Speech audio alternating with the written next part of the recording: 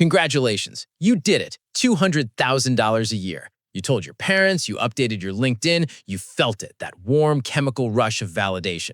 The promotion email hits your inbox at 4:47 p.m. on a Tuesday, and suddenly the world looks different. The commute feels shorter, the coffee tastes better, you start mentally redecorating your apartment.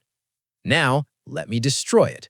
Because after I run the actual math, federal tax, state tax, your mortgage in the right zip code, your 401k that locks your cash away, your childcare, your car lease, your stress dinners, your status vacations, your I deserve this weekend in Napa, after all of that, you have less investable money, less actual, deployable wealth-building surplus than a frugal school teacher in Columbus, Ohio making $60,000 a year. Not metaphorically, mathematically. And the worst part? The system that did this to you, the tax code, the real estate market, the social pressure algorithm of your peer group, it was never designed to make you rich. It was designed to make you feel rich while extracting maximum economic output from your body, your time, and your stress tolerance. This video is the math they never taught you. We are going to solve a real optimization problem today. Most people are running the wrong function. They are maximizing F of gross income. That is the error.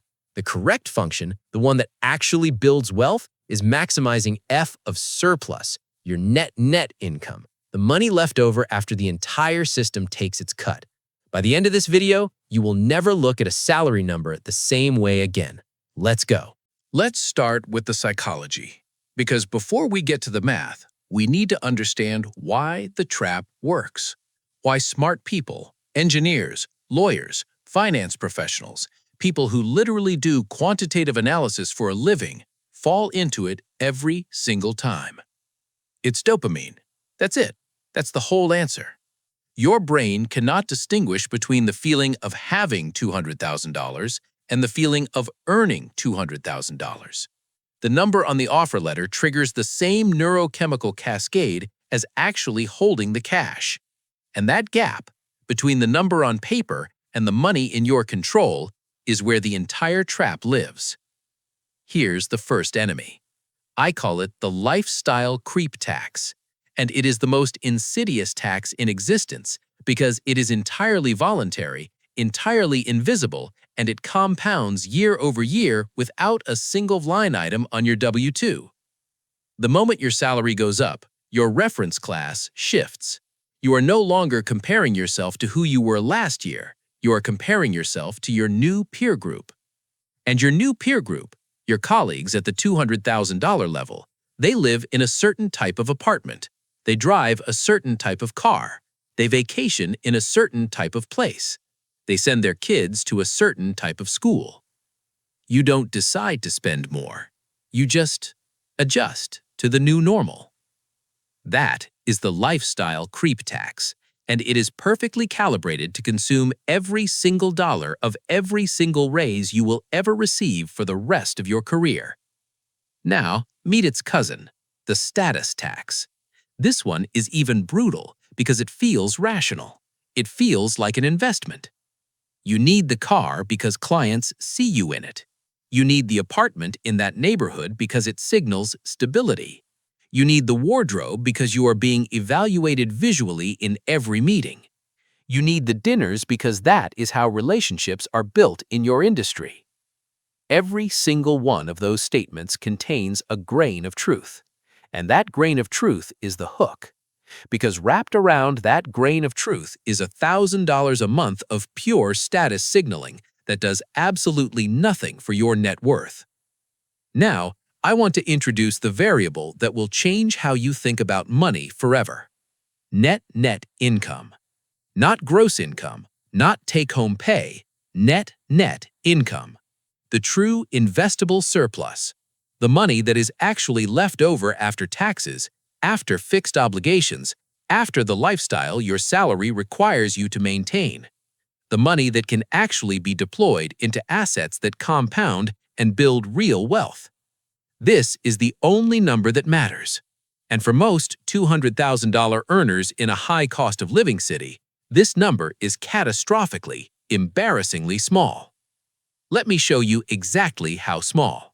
Let's build the math. Real numbers, specific city, no rounding errors in your favor. Our subject is a composite character I'll call Alex. Alex is 34 years old. Alex works in tech or finance in New York City or San Francisco. The numbers work for either. Alex earns $200,000 in base salary. Alex is doing everything right. Alex maxes out their 401k. Alex has a good apartment in a safe neighborhood with good schools. Alex is, by every external metric, successful. Let's autopsy Alex's finances. Step 1. Federal income tax. At $200,000, Alex is firmly in the 32% marginal bracket, but the effective rate after standard deductions lands at approximately 28 to 30% on the full gross. Let's call it 28% effective. That is $56,000 gone before Alex sees a single cent, remaining $144,000. Step 2. State and local tax. Alex is in New York or California. New York City residents pay state and city tax. California hits you with 9.3% at this income level, scaling toward 10.3%. New York State plus NYC combined, you are looking at 10 to 12% effective. Let's use 10% to be conservative. That is $20,000, remaining $124,000. We haven't paid for a single thing yet. Alex has not eaten, has not driven anywhere, has not turned on a light, and 50% of the gross is already gone. Step 3. FICA, Social Security and Medicare taxes. That's another 7.65% on the first $160,000 in wages, plus the additional Medicare tax above $200,000. Blended, call it $5,000 to $6,000, remaining approximately $118,000. That is Alex's actual take-home pay, not $200,000, $118,000. And that is before Alex spends a single voluntary dollar. Step 4. The 401k. Alex is doing the right thing. Alex maxes it out. In 2024, that's $23,000. In 2025, it bumps slightly higher. Let's say $23,000. Now, this money is not lost. It is in a tax-advantaged retirement account growing for Alex's future. This is genuinely good financial behavior. But, and this is critical, this money is locked. Alex cannot deploy this into a rental property, cannot use it as a down payment, cannot invest it opportunistically. It is frozen capital until age 59 and a half, with a 10% penalty plus ordinary income tax if you touch it early. The 401k is good for retirement. It is terrible for present tense wealth building flexibility. Remaining spendable income, approximately $95,000. We are now at 47.5% of the original gross, and Alex has not paid for housing yet. Step 5. Housing. Alex lives in a good zip code. Not extravagant, not a penthouse, a 2-bedroom apartment in a safe neighborhood in NYC or SF, because Alex has a toddler or plans to have one, and the school district matters, and the neighborhood safety statistics matter, and the commute time matters. A modest 2-bedroom in a desirable NYC or SF neighborhood, $4,000 to $4,800 a month. Let's call it $4,200. That is $50,400 a year. If Alex has bought instead of renting, congratulations, Alex! Your mortgage on a $750,000 condo with 20% down at a 6.5% rate, that's approximately $4,000 a month in principal and interest. Add property tax, add HOA fees, add insurance. You land in the same place, $50,000 to $55,000 a year. Let's use $50,000, remaining $45,000. $45,000 for everything else for a person earning $200,000 a year. Step 6. Transportation. Alex does not take the subway. Alex has a car, or Alex uses Uber consistently enough that it functions as a car payment. A modest car lease in 2024, a Honda, a Toyota, something reasonable, is $500 to $600 a month. Insurance in NYC or SF, $200 a month minimum. Gas or charging, parking, registration, call it $900 a month, $10,800 a year, remaining $34,200. Step 7. Food. Alex is not eating at Michelin-starred restaurants every night. Alex gets coffee in the morning. Alex does meal prep twice a week and door dashes when exhausted, which is 4 nights a week, because Alex works 55 hours a week and doesn't have time to cook. Alex grabs lunch near the office 3 days a week. Groceries plus dining plus coffee plus the occasional we should grab dinner with colleagues, $1,800 to $2,200 a month in an HCOL city is completely normal. Not extravagant, normal. $20,000 a year. Remaining $14,200. $14,000. We haven't talked about childcare yet. We haven't talked about the professional wardrobe. We haven't talked about health insurance premiums, which even with a good employer plan, cost Alex $1,200 to $1,800 a year out of pocket for a family. We haven't talked about the gym membership, the phone plan, the internet, the subscriptions that add up to $300 a month because you signed up for all of them during the pandemic and forgot. Step 8, childcare. If Alex has one child in a major metro, full-time daycare is between $24,000 and $40,000 a year per child. And that is the regulated licensed center. That is not the private preschool that your colleague's kid goes to, which everyone at the company subtly talks about at the 4 p.m. pickup time. Let's say Alex has one child, uses a mid-range daycare, $28,000 a year. That puts Alex negative $14,000 before we've bought a single piece of clothing, taken a single vacation, or experienced a single emergency. Do you see it now? And here is where the status tax finishes the job, because at Alex's income level, at Alex's peer group, there are expected expenditures that are socially mandatory if you want to maintain the professional network and the social identity that got you to $200,000 in the first place. The team offsite where everyone books business class because the firm culture implies it. The client dinner you host because you are a senior person now, and that is what senior people do. The annual ski trip or beach house rental with the friend group that earns similarly. The professional wardrobe refresh because you are going into a leadership role and you need to look it. The therapy, and yes, I am putting therapy in the budget, because the stress load of a high-performing $200,000 job in 2024 without therapeutic support is a medical liability. Added up conservatively, $8,000 to $12,000 a year in pure status tax expenditure. Alex's investable surplus at the end of the year? Zero or negative. Or if Alex is disciplined and cuts aggressively, maybe $10,000 to $15,000. $10,000 to $15,000 on a $200,000 gross income. That is a 5 to 7.5% conversion rate from gross to investable surplus. Now let me show you the teacher in Ohio. Meet Jordan. Jordan is a public school teacher in Columbus, Ohio. Jordan earns $62,000 a year. Jordan has a pension, which is a guaranteed defined benefit that most people have forgotten exists. Jordan bought a house 4 years ago for $240,000. Jordan's mortgage is $1,100 a month. Jordan drives a 2019 Camry, bought used, paid off. Jordan maxes a Roth IRA every year, $7,000, and contributes to the Ohio STRS pension system automatically. Jordan's federal effective tax rate at $62,000, approximately 12 to 14%. Ohio state income tax, roughly 3.5%. Combined tax burden, under 20%. That's $12,000 in total income tax. Jordan's fixed costs, mortgage, $12,000 a year. Car, insurance, and gas, $3,000 a year. Utilities, phone, and internet, $4,000 a year. Groceries and modest dining, $10,000 a year. Jordan's Roth IRA, $7,000. Total fixed and savings outflow, $48,000. Investable surplus, money left over for taxable brokerage, emergency fund building, additional savings, $14,000. Jordan, $62,000 teacher, $14,000 of investable surplus. Alex, $200,000 tech professional, $10,000 to $15,000 of investable surplus. And Jordan's surplus is in a taxable brokerage, fully liquid, deployable. Jordan can buy a rental property. Jordan can invest opportunistically. Jordan is not golden handcuffed to a job to maintain a lifestyle, to justify living in a city to maintain a career. Jordan is building actual wealth. Alex is maintaining an expensive performance of wealth.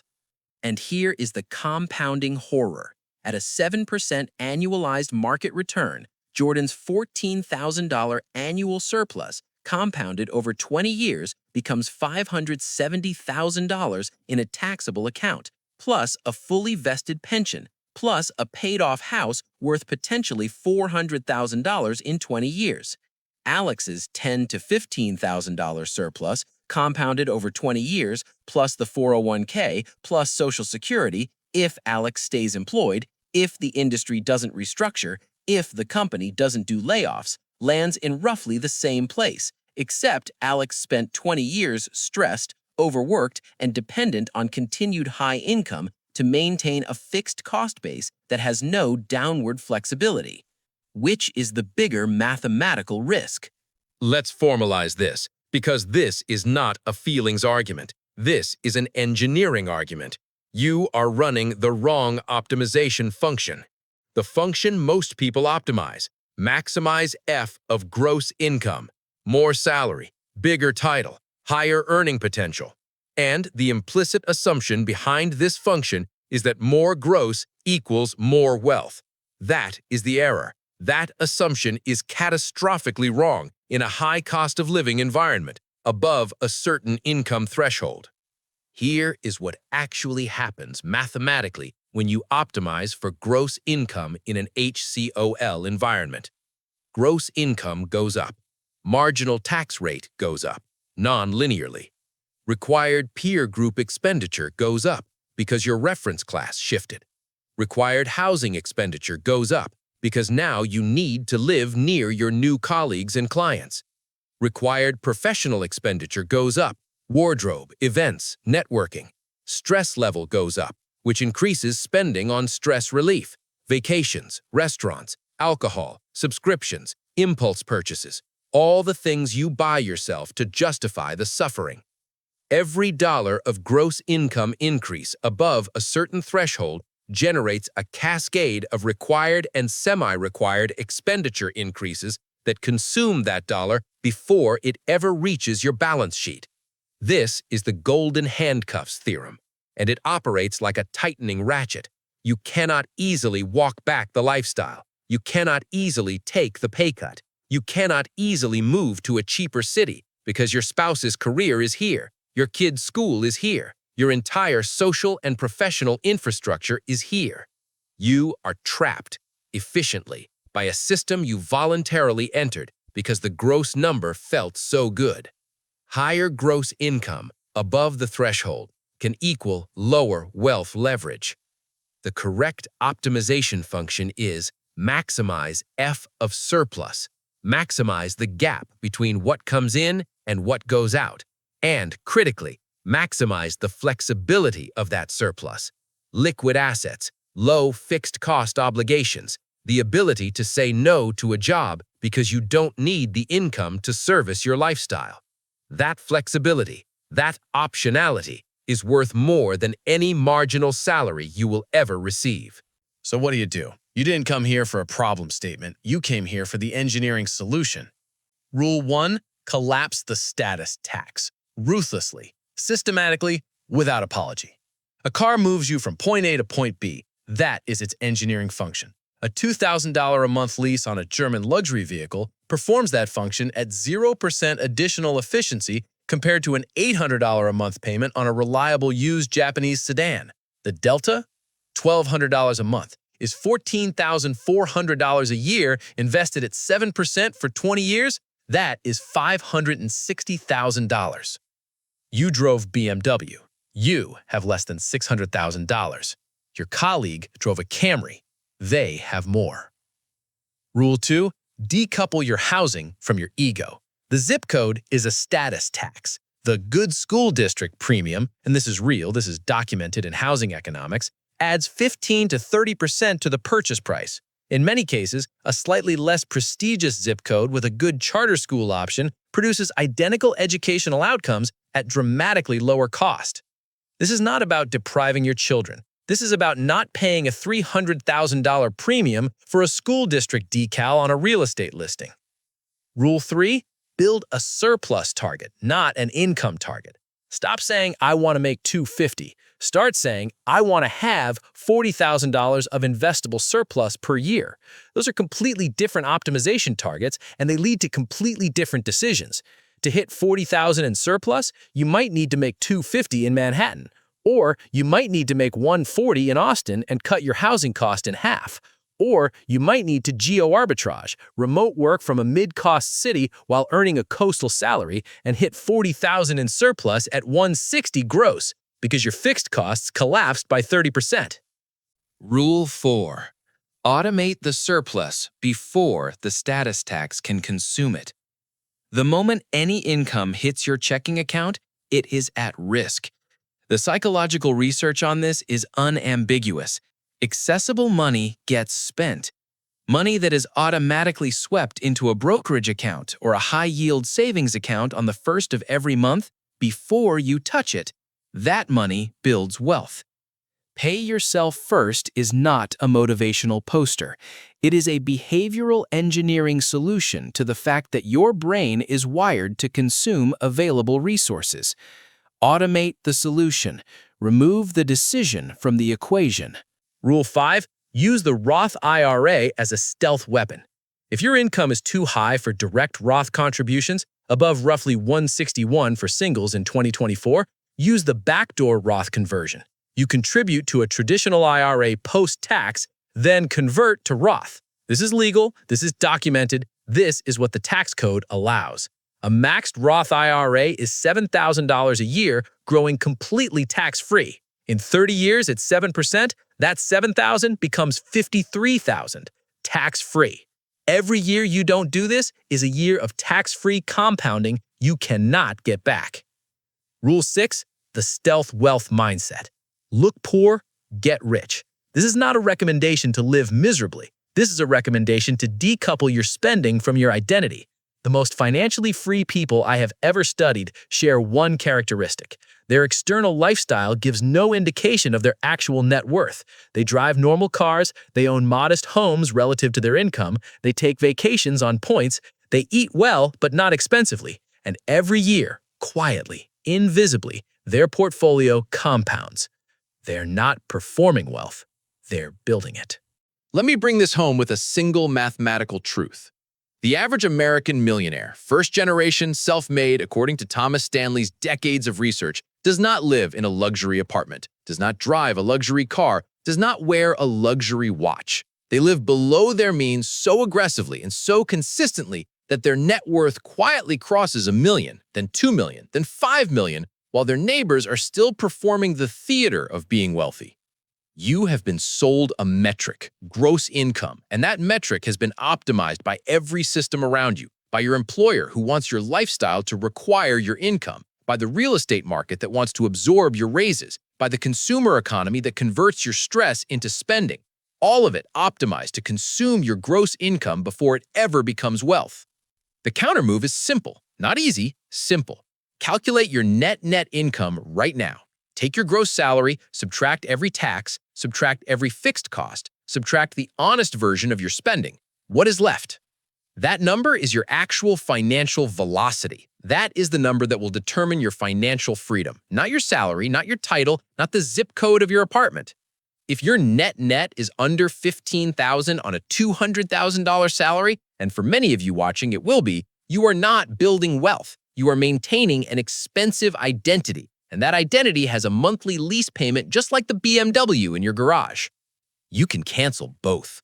A salary is not a destination. It is an input variable. What you do with the function, how you optimize the output, that is the entire game. Optimize for surplus. Automate the extraction. Collapse the status tax. Look poor, get rich.